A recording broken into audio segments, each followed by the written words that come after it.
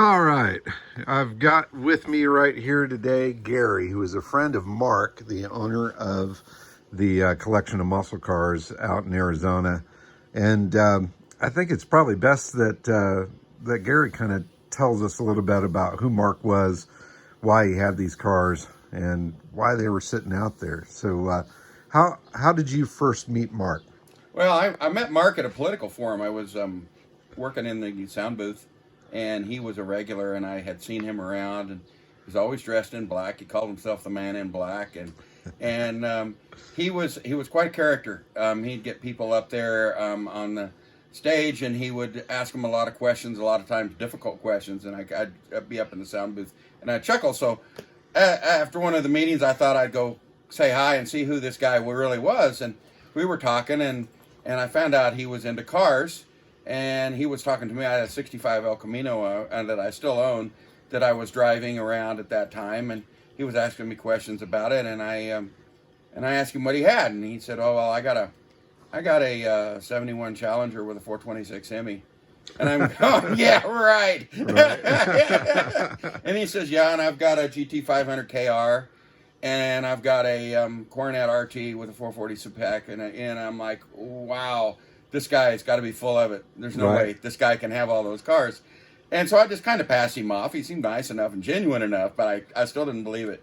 And this was in the early 90s, and I had knew from his conversations with him that he was into computers, and I was asking him some questions about the internet and all of that. So he invited me to his house. He said, "Well, if you'd like to see the internet," he said, "why don't you come over to my house after the meeting, and I'll teach you how to log on." So says, what did you think when you actually saw the cars? Obviously, you thought he was shitting you. Yeah. And I pulled in the driveway, and here is this red Challenger RT with a license plate said Hemi on it. And I walked up, and it was the real deal, flat tires and all. And then the front garage door, you couldn't shut it all the way. And he picked it up, and he showed me the Charger 500 that he hadn't even told me about yet, that was in the garage. And he says, "Come around the house." And we walked around the house, and here is the GT 500 KR sitting in the backyard. And, and I'm going, "Wow, this guy's a real deal." Unfortunately, none of them ran, but they were the real deal. He actually did own a Hemi Challenger. So these cars were sitting in the 90s, give or take, in the same sort of spot they were when I came out. Pretty much. I know that this one had moved a couple of times, and this is one of the reasons that this one was the easiest to get running, was because I knew that he had plated it and moved it a couple of times. So it was pretty likely that it was going to be easier to get running, even though the brakes were gone on it and all of that. But he was a great guy. He's a retired Air Force major. He was a C-141 pilot. Awesome. Been around the world. He was played a small part in the failed Iran hostage rescue back in Desert One.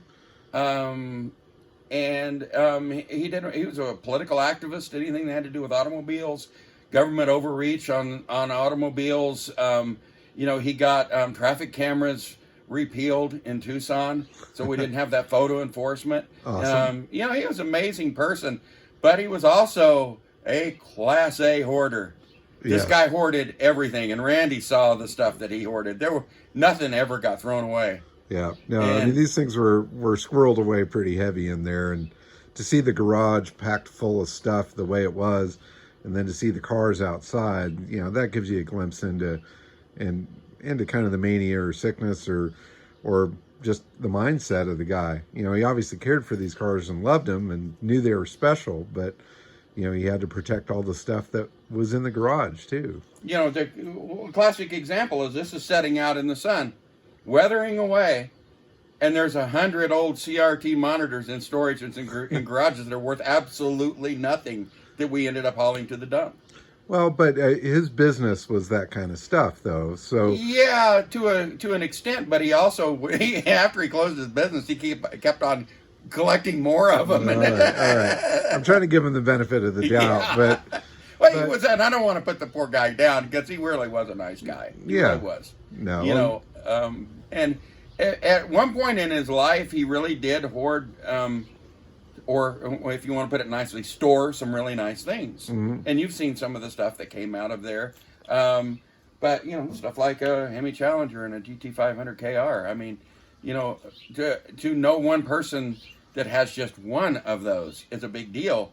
When you've got 5 rare cars in your backyard, that's a really big deal. Yeah. No, I mean, certainly, just, I'm getting goosebumps right now just remembering standing in the backyard with these cars. I mean, every one of them, the Shelby right behind you being the one that really struck me the most, but the Hemi car, the 500, all of it is just insane. And to see them all together and all in a similar state, it's almost surreal. But what are your hopes for the collection? Obviously he held these things tight.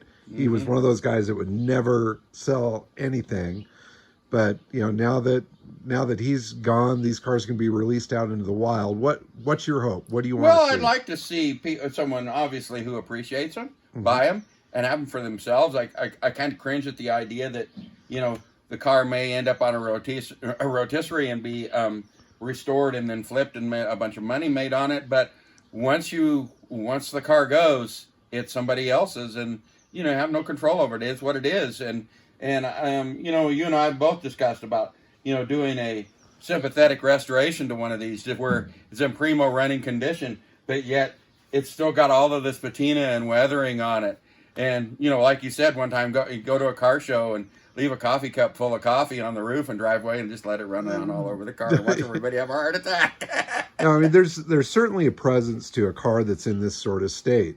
The fade is it's like an old pair of blue jeans, especially with this particular car. And they're only original once. And there's so few of them that are out there that remain in this condition. I'd say 95% of them that are out there in the world have either been restored or are, amazing preservation cars. But to actually show up with one that's weathered and worn and, has that whole look to it, I don't know. Personally, I don't think I would ever restore this particular Shelby. I think I'd get it running and driving right, make it so it's safe and enjoyable. But I would just kind of leave it cooked. But that's not everybody's dream. Yeah. That somebody might take it and make it perfect. And it's certainly a fantastic base car to build from. If you're going to restore one of these things, all of these cars are so complete and so correct and so original. They've just not been messed with. I think that they'll be attractive to anybody that goes after them. I look and I work on this, and I'll take a bolt loose or a screw loose. Like we had to change the solenoid on the firewall, and the solenoid or the fender over there, and you can see it. That's new. The solenoid that we took off was a genuine Autolite solenoid with the factory part number on it, and unfortunately it had welded the contact shut. And I'm thinking while I'm doing that I am the first person that has ever turned the screws that held it to the sheet metal since it left the factory in 1968. No, you're right. And as somebody that's been into the car collecting scene for a long time, there's nobody builds them like the factory does. A car can be restored 1,000 times over, but to really see the way the factory did it, to see the original parts, to look at the way it's all put together, there's a lot to be learned from an all original car. And once you erase that history and you restore it, it's gone. People will forget that they used a certain bolt on something or there was a certain finish on something. So, my whole thing is preservation. I love that part of it. And that's why I would leave it. But who knows? Who knows where these cars are going to end up? Obviously the goal is to sell them and find good homes for them and get fair money for Mark's wife, which is really what it's all about. But it's an exciting thing to be a part of, to see these cars released back out into the wild after being held as tightly as Mark held them. I just hope they don't end up in a museum or a collection where nobody actually gets to drive them. They're never driven. They're just set and one person oohs and ahs over them and goes along with his rag and shines them and gets the dust off of them, and maybe a friend comes over and sees it, but they never go for a ride. They never go on a road trip. I don't really want to see that happen to these cars. Yeah. I'd like to see them driven, and so other people can enjoy them. You know, give people rides in them.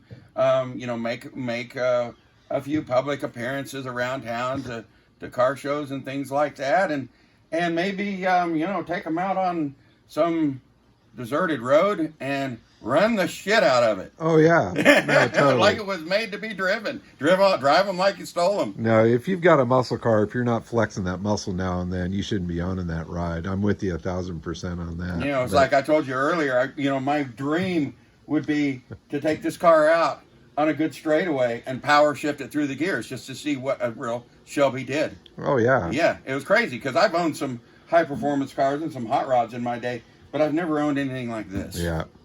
No, well, me neither, and it's awesome to have it here in the lab and to be, you know, working on it. I'm really stoked that you came out and got this engine tuned up right. We got it fired up in the yard, but it really sounded like crap. But your hands and your touch now has it purring like a kitten, and I'm really thrilled about that. It does. It sounds fantastic.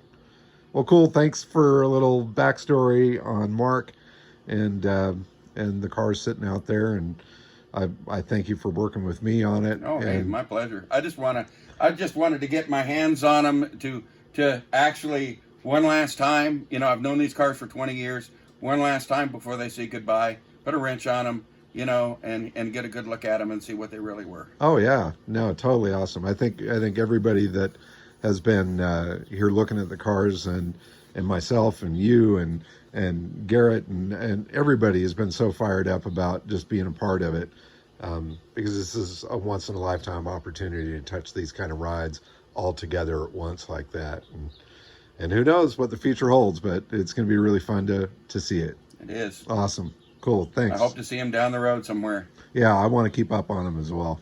Right on. Thanks a bunch. You bet.